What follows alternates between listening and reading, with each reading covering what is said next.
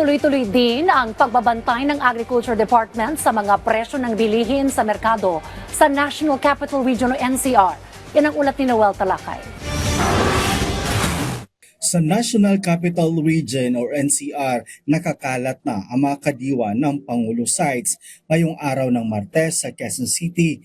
ADC Kadiwa sa Elliptical Road Central Office ng Department of Agriculture o DA sa Parañaque City, Petron Gasoline Station ng Barangay San Antonio, Area 6 Covered Court, 4th State Covered Court at Bricktown Subdivision Covered Court, Galaxy Street, Barangay Moonwalk sa Valenzuela, AMBA MPC Housing, La Mesa Street, Barangay Ugong sa lungsod ng Maynila, Kadiwa Center ng Bureau of Plant Industry San Andres Malate at sa General Solano Street ng San Miguel sa may Department of Budget and Management at sa Malabon City, Kadiwa Center PFCC 18 Tuason, Portero.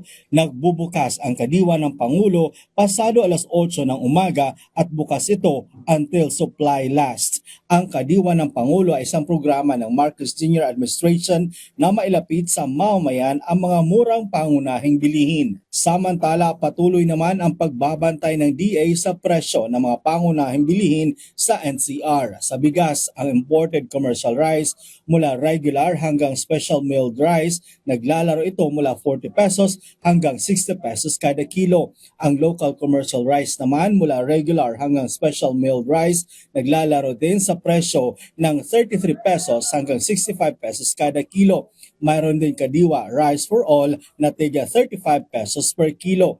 Sa isda naman, ang galunggong ay naglalaro ng 120 pesos hanggang 350 pesos kada kilo.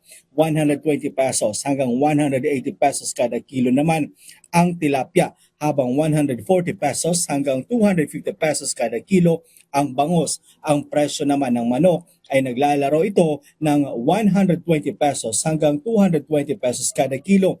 380 pesos hanggang 400 pesos kada kilo naman ang baboy, depende sa parte nito. Sa baka naman, 320 pesos hanggang 510 pesos naman ang kada kilo nito, depende din sa parte ng baka.